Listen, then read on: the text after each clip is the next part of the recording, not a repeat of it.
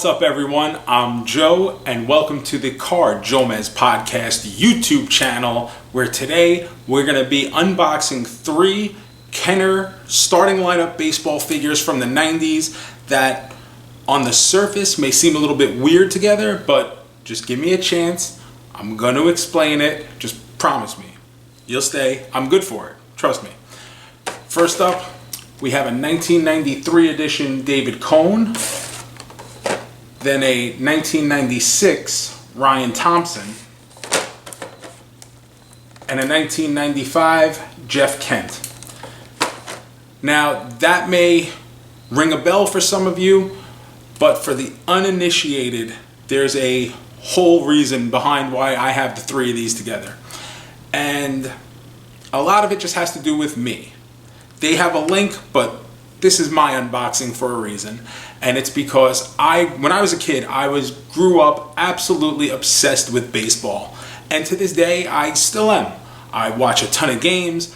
One of my bucket list goals is to visit every MLB stadium. I love it. I read everything I can, not just news and articles of current stuff, but baseball history books, biographies. I just love it. I intake as much of it as I possibly can. And growing up in Queens, I pledged my allegiance very early on to the New York Mets, and at that time, ace pitcher David Cone. David Cone at that time was the freaking man. He was a competitor. He always looked like he had an attitude. He always looked like he wanted to kick your ass, and I loved it. To this day, I still have very vivid memories of being a kid and watching signature David Cone games, like the one where he struck out 19 Phillies at the Vet on the final day of the 91 season. And then there was a time he pitched a 1-0 shutout against the Giants where he threw 166 pitches. Which, if you don't know baseball, that may mean nothing to you. But in today's game, that is like absurd. 166 pitches is ridiculous. Coaches and managers get fired and sued and put in jail for letting guys throw 166 pitches today. It's abuse. It's actual abuse. So,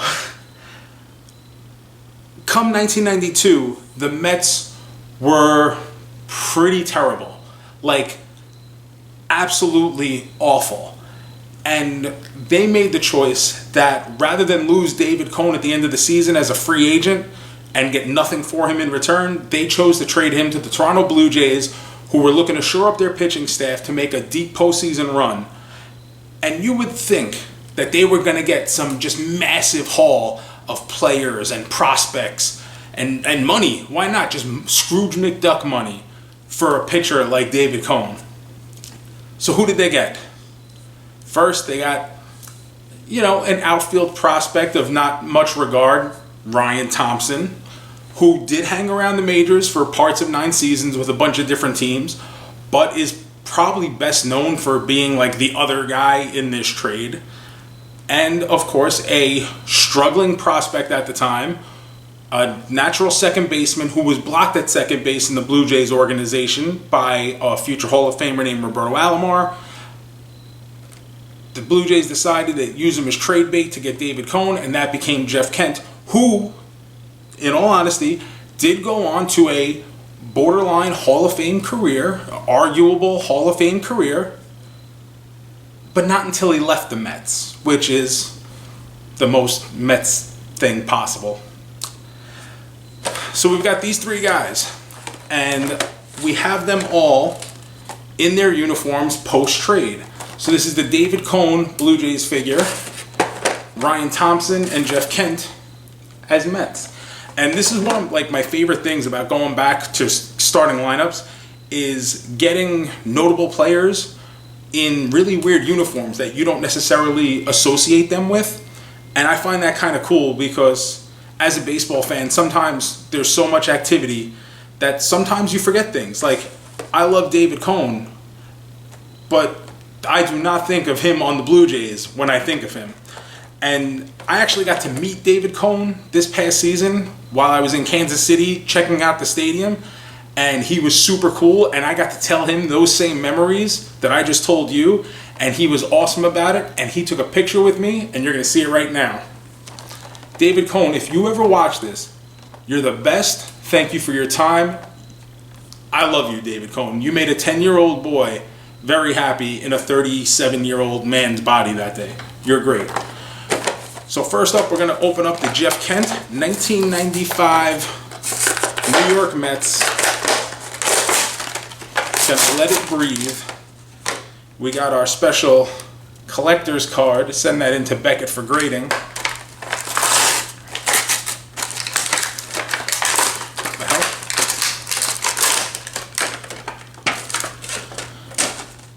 Okay, so Jeff Kent is doing the patented jumping and making the relay throw to first to complete a double play, which doesn't even really happen anymore because there's a rule where you can't barrel the second baseman anymore. The pose itself is actually pretty cool. What I don't like on it is the lettering. Let's get you real close on that, because if you notice, it's just blue letters with white outline, and it makes it look more like a Dodgers figure than a Mets figure without the blue on it. Now, he does have the blue interlocking NY on the hat, but the colors of the lettering on the jersey aren't the best. But these figures never really were supposed to be the best. Ryan Thompson. And once again, it's not just the notable players in different uniforms I like. It's guys like Ryan Thompson who were just completely random, where you wonder how they even got figures in the first place. It's super weird. And here he is doing a classic right hand power hitter swing, hand over hand. Not really a lot of ways you can alter that, as the bottom, the bat is molded into the top hand. I mean, I guess you can come across and follow through. See, this figure does have the orange outline around the letters and numbers, so it looks better than the Kent. It doesn't have the deco of the Mets pinstripes on the uniform, which I'm not going to go crazy over, but it doesn't help. It would have been nice.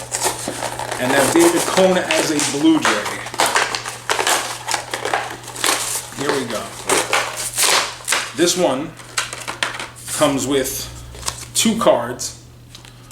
One is a prestige pitcher with him in the Mets uniform, and the second one is actually also him with the Mets uniform, with the border, the notice that he has been traded on August 27th of 1992, which would have made me 10 years old at the time, and I was a very, very sad 10-year-old boy that day.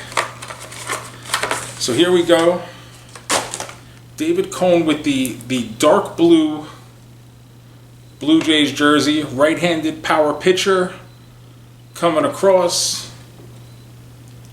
Looks like he just released the ball. Number 11 on the Blue Jays. I actually don't remember that as number 11. The Blue Jays did have that font for numbers though at the time, which I always thought was cool because it was so different from what every other team pretty much had block numbers on their jerseys at that time. So I always thought those numbers were cool. Listen, these figures are never gonna blow you away with their articulation or their decor, the paint schemes. They're just not. But there's something very nostalgic about them. And to put 3 guys together like this, David Cohn, Ryan Thompson, and Jeff Kent, who are all linked in their own little bit of history on a day that made a very big impact on my life especially.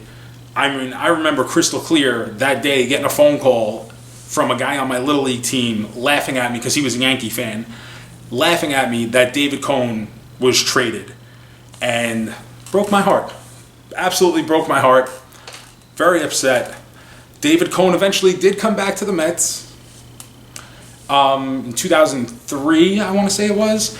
I was actually at Shea Stadium to see what ended up being the final game of his career It did not have a happy ending. We didn't know it was going to be his final game at the time. But I'm glad looking back, I'm glad I got to see that, and in person. It's one of those things I like to know I was there. So here we go, 3 figures that represent a very impactful day in my life that I'm happy to add to my collection. They're going to go on the shelf back here. You can see them in future videos. Thanks for watching. Please hit like and hit subscribe if you're not already a subscriber. Thank you to those that already are. Make sure to follow us on Instagram and Twitter @CardJomez, and subscribe to our weekly show, The CardJomez Podcast, wherever you get your favorite pods.